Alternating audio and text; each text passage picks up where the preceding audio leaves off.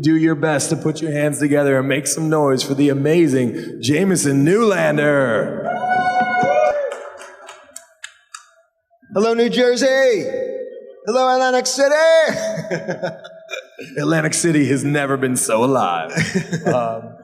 You have been a hero of mine since I was literally about 3 years old. The Lost Boys is the first horror movie I ever saw, and the first one I ever watched repeatedly, like just binged. It was just one of those VHS tapes in my family, as it was in many. So being that you've been such a hero of mine, I've always been wondering who the heroes that you had that inspired you to pursue acting. Nice. Okay, I appreciate that. That's like when I think about it, I would say that like the patch of actors like Robert De Niro and Dustin Hoffman and Al Pacino, those are the guys that I kind of grew up watching, being like, man, those guys are awesome. Like I watch them and oh, who else? Like Jaws. Yeah. That was an influential movie for me. I was like, these guys know how to act. These guys are on this boat, you know, and they're just bringing it. They're bringing the humanity. So those are some examples. Oh, awesome. Very cool, very cool. So, and also Corey Haim, oddly enough, not oddly enough, but coincidentally, I had just seen Lucas not too long before I was part of Lost Boys. And I was like, that kid is just great, you know, and I thought Lucas was great, and I thought he was awesome, and I was like, I want to work with that kid, and maybe I manifested that, you know, if you believe in manifestation. Maybe your manifestation created Corey Mania. Dude, that's possible, man. That's possible. It's quite possible. All right. Well, before we get too big into the Lost Boys stuff, because I know the questions will be coming aplenty there, I wanted to talk about working on Valerie, which later became the Hogan family. So I really appreciate being asked about that. I don't think I've ever gotten a question, in this era, I've ever gotten a question about that. Oh my God. So I appreciate it. Valerie was an amazing experience because Jason Bateman, so I was really new to acting. So when I talk about Lost Boys, I talk about how I was pretty new to acting compared to like Feldman or Haim or, you know, a lot of the other guys. When I did Valerie, that was my second gig ever. And in fact, that was my second acting gig ever. And I was really impressed and amazed by how the actors like Jason Bateman and Danny Ponce and Jeremy Licht and Valerie Harper, how sweet and welcoming they were to me. It's like I was just there for a day. I had a couple of lines. I never considered that they were going to act the same way that people acted in like plays that I did in high school and stuff. We're actors, and they welcomed me in, and it was just beautiful. It was a lovely little thing. You know? Oh, that's amazing, because I've heard from a lot of TV directors and actors that did one episode of a show, and they're like, they treated me like dirt, like they didn't want me there, you know, at all. So, like, that's really cool. I'm glad that. Well, in a tribute to Jason and Valerie, and you know those guys that they didn't, you know, they could have easily gotten away with just treating me like trash, but they didn't. They treated me well. That's so cool. So then, I'm assuming your first credit was ABC After School Special. Yes. So is that right? So the after school special, you're talking about so I did one with River Phoenix and Tuesday Weld called A Family of Strangers. It was about elder abuse, actually. So do you know who Tuesday Weld is? She's an actress from, back in the day. She was a big actress back in the day. TJ Wells? Tuesday Weld. Tuesday, oh, okay. Yeah. And so, and there was this new kid that they were auditioned for this role. It's a cool role. And they were like, look, Tuesday Weld is playing the mom, and so she's blonde. And so we can't give you the part. We can't have you be the son. But we like you so you can be the friend of the son. And so the son is River Phoenix. And I got to work with River Phoenix for a day. And another example of, this is his movie. He's an up-and-coming star, hot. He was really hot then, really rising. Super sweet, so nice, happy to have another kid on the set, you know. We played football at lunch, you know. It's like, I think about those things because as a reminder that even these big stars are kids. We were kids, and a lot of times we got to act like kids. You know, you hear about times where they didn't get to be kids, but sometimes they did, and sometimes we did act like kids, and so that, you know, that's that movie. That's so cool. And you know, I think a lot of it is, you know, just people respect talent. You come in, you do a good job, and they respect you. They're going to treat you well. Like I remember River did an episode of Family Ties, and everyone in the cast was like, "That kid's got it. Like, let's go talk to this kid and see what he's all about. He's amazing." Like, so that's really cool. So of course, you knew the Lost Boys questions were coming. What is your earliest memory or your first impression of the project when it was first pitched to you? These are good questions. I appreciate it because it's it's not the typical question, because these are really interesting things to consider. Like, my first impression of the project was, I had written this down. My agent was like sort of a little sketchy about it. It's not that he was being sketchy, but I think the project was a little bit, they weren't quite sure because it was shifting around. Richard Donner had it for a while, and then it was like this new life with Schumacher, and it wasn't like where they're like, oh yeah, Schumacher, he's got this vision, cool. It was like, what's this vision? And people were trying to figure it out and stuff. And so I got this audition, and I was like, is this movie Bad Boys or something like that? And and I was interested in it. Something really piqued my interest. And then I realized that it was called Lost Boys. And I was in a production of Peter Pan in high school at the time as a lost boy. Oh, wow. Isn't that trippy? Like, I didn't even really connect that until the last couple years. So I'm playing a lost boy in Peter Pan, and I get this audition for this movie, Lost Boys, and it all kind of worked. There was Corey Feldman waiting there in the audition. I had auditioned. I impressed the casting director, Marion Doherty. I had seen her before. We had connected. She liked me, wanted to put me in something. It didn't quite work out. And then this really worked, and she was like, okay, you could be right. The next time I came in, I auditioned for Joel, and that's when Corey was there. And it all just kind of started feeling like, wow, maybe this is right. Because Corey and I clicked, and I guess this goes beyond my first impression of the project. I'm probably getting into your later questions. This is great. I love this. Thank you. Yeah. One of the reasons I asked too, I did a panel a few years back with an actor named Craig Sheffer, and Craig says I was straight up offered this movie called The Lost Boys, and his words, not mine. He goes, I read the script. I thought the script was a piece of shit, but I didn't know that Joel Schumacher had a vision. And you look at that movie, he directs the shit out of that movie. And he had a vision from beginning to end. And I thought about it, and I was like, I've been watching this movie since I was 3 years old. I was way too, young to be like, well, I don't know if it's the script or the director or the act, You just love the movie. It's just, you're mesmerized. And I was like, well, it is really well directed. And I'm like thinking like the lines, like there's some good lines. Maybe they were improv. I don't know. Maybe they came up with that on set. Maybe they were rewrites. So I always wonder how much the script differs from the final movie and what people's expectations are versus the reality, of course. Yeah. I would say that, so you're right about the fact that, so the script went through the project went through a bunch of different phases, where at first, when it was Donner's, Donner, I'm not sure exactly how Donner got it, but, that Donner had this, he saw it and he saw the potential for it, but it was, people have probably heard this part of it, that it was like a Goonies. It was like a Goonies with vampires. And Donner was into it, but then Lethal Weapon started becoming a thing that he was interested in. He was like, okay, let me exec produce it, and let me try and find another director. And Schumacher was looking at it, and he was ready to pass. Because he was like, I don't want to direct a Vampire Goonies. Yeah, he was like really ready to pass. I listened to him talk about this, and he was like, let me give it one more shot. So he went in the next day, he was like, look, what if instead of doing this, geared toward this age group, what if we make this really hot group of vampires? What if we take the vampire genre? I mean, I don't know what exactly he said, but that was where it turned.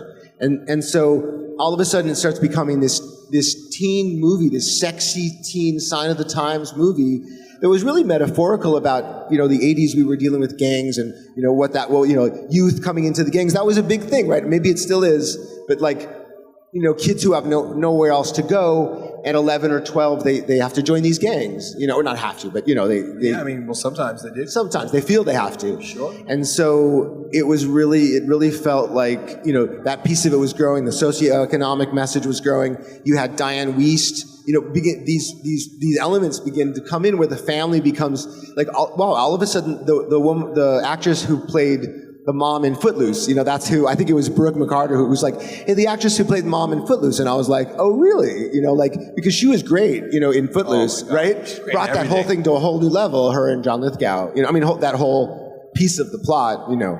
So, yeah, so it was Joel that brought all that stuff together. Joel had that vision for that vampire movie, that sexy vampire movie.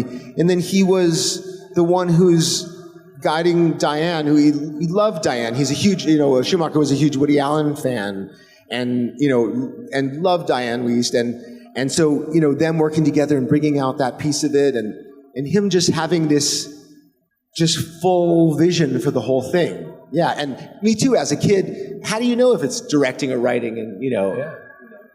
Impossible to tell, but hey, the proof is in the pudding, right? The results are legendary. So, one thing I've always wondered about is you have all these teen hunky guys in the 80s, and it's the fucking 80s, so who was the biggest partier? Who partied hardest on the set of Lost Boys? Okay, so I regret to say that we were too young to join in the serious partying festivities. And I say I regret to say it because it was like, seemed to be this epic time. At the time, I was good. I was like 16, working on this movie. I had lines to learn. I didn't need to be partying. You know, I was a good kid, actually. I was like an honor student, you know, and I was like, I'm going to do this right, you know.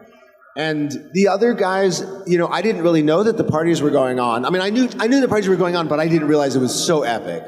I would say that Brooke McCarter, to me, seemed like the linchpin of the party. Like, he seemed like where the party started and ended, you know. And that's confirmed by, when Brooke and I got back in touch in adult life because of conventions, you know. And Brooke was always so much fun, you know, and not even just partying. I mean, it was partying, you know, let's be realistic, but it was also just like, he's a fun guy, you know, he's a fun guy. He's asking you about yourself. And that moved on to Hayne, too. Hayne was like that. And Hayne was sort of like, he idolized Brooke and Billy also. And so Corey was like that. He was, you know, he's always asking you about yourself and, you know, just, you know, complimenting you on how you're looking and, you know, and great to see you and just really great guys and out, you know, come into a convention like this, they want to have a great time. You know, we haven't seen each other, you know what I mean? So I think it's Brooke is probably the one. Wow. Not what I mean, I don't know. I couldn't guess. I wouldn't have guessed Brooke if I had. Who would you have guessed? You know, obviously, you would want to maybe say, okay, the Coreys, maybe Kiefer, Jason, like... Right. Yeah, but they were young. The Coreys were 14, 15 then. That's true, yeah. And while they were wild in a certain sense, growing up in Hollywood, it hadn't gotten that far where they're like really partying. Corey Mania hadn't existed yet, you know? It was not until Lost Boys came out was it like, boom, Corey Mania. So, one thing I've always wondered about, do you have any memories of... You know, one of my favorite actresses, Kelly Jo Minter, is credited in the film, but she's nowhere to be seen in the movie. I know her role was totally deleted. Do you have any memory of that or any other deleted scenes? So Kelly was the mom of the kid in the video store, I think, and I think her lines got cut. But is that what it was? I think she's in it. Like I think she's there, but yeah, like her part got cut out. Okay. And it's funny because I'm credited with her. And I know that she does shows. I have never met her. Oh, she is a sweetheart. That's what I hear. Yeah. So if you're at a convention where we're both at, maybe you remember that and be like, hey, introduce us. You know? Absolutely. Even though maybe I don't know if you know her. But nothing would make me happier than to make that introduction happen. So another one I want to ask before I turn it over to the room here. It's an amazing soundtrack. It's hard to pick a favorite song though. There's a lot of fire on that soundtrack. What's your favorite track? So this would be hard, except that I have a particular love of that first song of Good Times. You know, because look, Cry Little Sister, I think I love Cry Little Sister. It's almost like part of my blood. You know, like but Good Times, because it's the first one on the album, and the album, listening to it was such a shot in the arm for me because I didn't know about this this project. You know, you hear about it, they were excited about it, and all of a sudden this soundtrack comes out and you're like, this is going to be a good movie. You know, that's what I felt from that. And listening to that and just being like, everybody sing, and everybody group, and where it's just like, you're like, man, we're going to party here. Like, this is good, So that's how I felt. That's outstanding. Thank you so much. So one last one, I promise, and I'll turn it over to the room, because I could just ask 1,000 Lost Boys questions. I figure it might be quicker to do a little Lost Boys word association. So I say the name of someone, and you just say the first thing that comes to mind. Tim Capellos. Greasy. Kiefer. Biting. I say that because I listened to him talk about wanting to bite the head. When he bit that guy's head, I saw him describe that to Joel, that's how he wanted to do that. So anyway, good. Diane Wiest. Lovely. Corey Haim. Sideways smile. Jason Patrick. Big brother. Aww. Jamie Gertz. Beautiful. Agreed. Edward Herman. Tall. Barnard Hughes. Root beer. And Feldog. Sweet. Oh, that is awesome. So I know we got some Lost Boys fans in the room here. I do want to give you a chance to ask some questions. I don't want to hog the mic too much, so if I see hands go up, I'm happy to call them out. But sometimes it gets shy on an early Sunday morning, so I have plenty to go. Obviously, we're at a HorrorCon. I have to ask about the Blob. One of the greatest remakes, if not the greatest remake of all time. I'm always happy to hear people love the Blob, because I so loved the Blob when I was doing it. I was trying for that bigger part, the guy who was buying condoms in the drugstore, that part. And Chuck Russell, when I auditioned, we just really connected, and he really wanted me in it, and he'd already, he'd loved the guy that he had in that role already, but he was psyched to get me in it, and it was like that moment as the movie usher. Okay, well, first of all, I had a friend say this to me the other day. She was like, "You were a movie usher in the 80s who snuck his brother into a movie. Like, you don't get more like 80s than that." Like, so I felt good about that, And that usher scene, it's like, it wasn't a big part, but I liked what we did in that usher scene, where it's like, that thing about like your brother, and he's sneaking in and he's messing things up for you, like you try to be nice to your little brother and he's putting his feet on the seat, so it was just overall a good experience, And I didn't even get to talk to Shawnee that whole time, but I met her finally in Manchester 5 years ago. We did a convention, and I was the usher, She's one of my last, fan people that I'm just dying to meet and haven't gotten a chance to yet. She's so awesome. Everybody says she's the best. Yeah, so sweet. And just, from the day like when I was on set and just seeing her, and I was just like, just stunningly beautiful and, so sweet. So. Well, hopefully I can introduce you to Kelly Jo Minter. You can introduce me to Shawnee Smith. We'll call it even. But I did see a question over here. We did have one. Awesome. Great. Yeah. And I'll repeat it, so.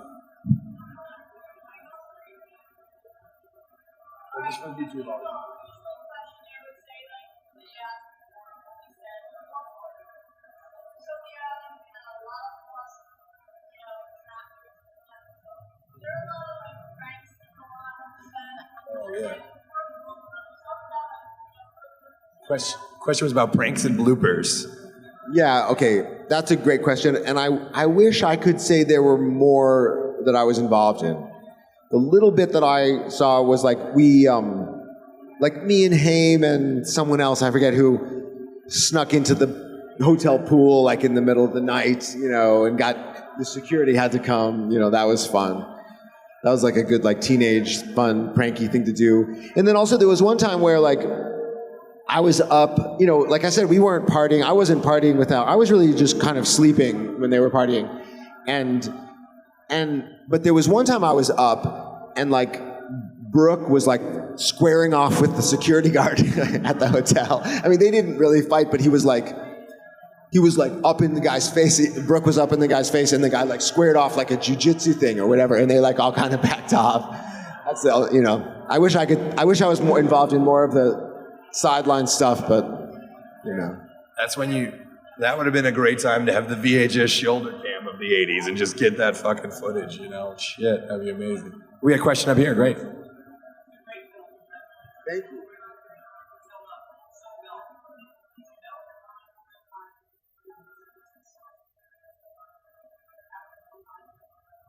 Are you asking about whether we knew that it was going to be really good or that we... Yeah, so it's like, the problem is that you can have, you know, like, I reference like Ishtar, you know, as an example, where like, these are brilliant actors, and then the movie flops, you know, and, but I think maybe now it got popular again because it was such a flop, you know, but... Yeah, see, that's all you got, you know. I'm glad you felt that way.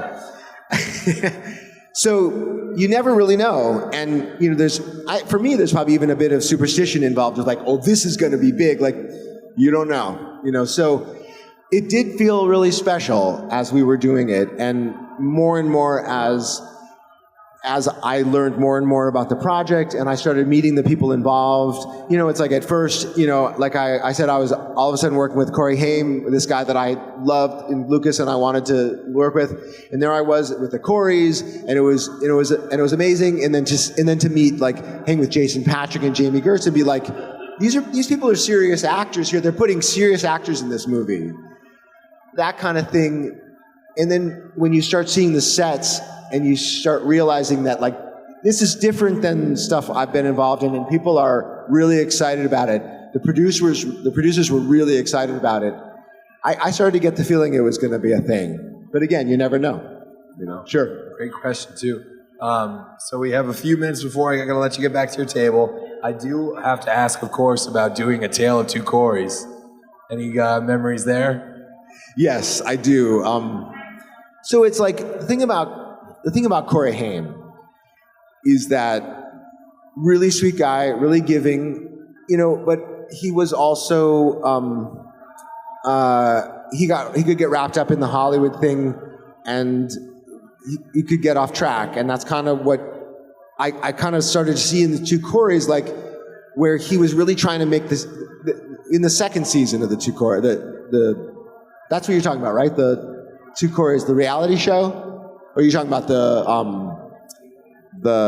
TV show? Well, the TV movie? The TV movie. Is that what you meant? That's what I was saying, yeah. Okay, cool. Okay, good. Because that's good too. So the TV movie, I was gonna maybe play Bernie Haim. Like, you know, they were talking about, like, you know, who I could be in the movie. And because I knew Bernie, you know, that maybe I could be Bernie Haim. And it didn't quite work out because, you know, part of it is that I don't want to play Bernie Haim if I'm not talking to Bernie Haim and saying, I'm playing you, and, you know, are you cool with that? And I don't have that relationship with them, and it just didn't work out. I probably wasn't also quite right for it. I could do the Bernie Haim accent. He had like a sort of a, you know, he was like, hey Corey, you know, I could kind of do that, you know, but they wanted me in it, so I got to play the cop that pulls Corey over, you know, when he, you know, there's this like moment in time, you know, for us 80s kids where Corey Feldman gets busted for, like, you know, gets pulled over and gets busted, you know, in whatever it was, 1992 or 90, whatever. And it changed things. It was the end of an era in a way, because the Two Coreys were flying. I mean, you know, they had their troubles, but they were really flying before then. I mean, I don't know, but whatever. And so for me to be able to play that cop who pulls him over, I thought was pretty cool, you know. And I was like, I would love to make it into this cool part where I'm like really giving him a hard time, but I was like, I don't want to take over the movie. I don't want to try to steal the movie. And he was like, they were such dicks to me. He was like, they were like, oh yeah, your name's Corey. You were in that vampire movie. It's like, you were in that vampire movie. You were in that movie where those kids, you know, looked after that sunken ship. And he was like, yeah. And he was like, I've never heard of you. And I was like, we should have put that in. Like, that would have been great, you know. Oh my God. Wow. So, well, that's amazing. You know, it's funny. I was talking to Keith Coogan, and, you know, it seems like there's a lot of like Corey friends that wound up being in the movie, people that were close to him or worked with him. Yeah, totally. Keith's and, like, I really appreciated that when I saw it. I was like, oh my God, that's so cool. There's Jamison, there's Keith. Like, you know, that's, I don't know, just a fan touch that means a lot to people that really miss Corey Haim, you know. Totally. Yeah, we all have a special feeling for Corey. Absolutely, absolutely. So I do want to give the audience one more chance to jump in there before we let Jamison go back to his table. All right, well, since you guys are shy, I think I've taken up enough of your time. I'll let you get back to your table, but thank you so much. This was really great. And be sure to come by Jamison's table, get pictures, get autographs. I know he's got a ton more stories to tell you, and make some noise for the amazing Jamison Newlander. Thanks, guys. Thank you. You guys literally were the best audience I've ever had. Awesome. Thanks, bro. This is Ray Santiago, and you're watching Fandom Spotlight. Please watch, like, and subscribe, or else we'll find you and you'll die.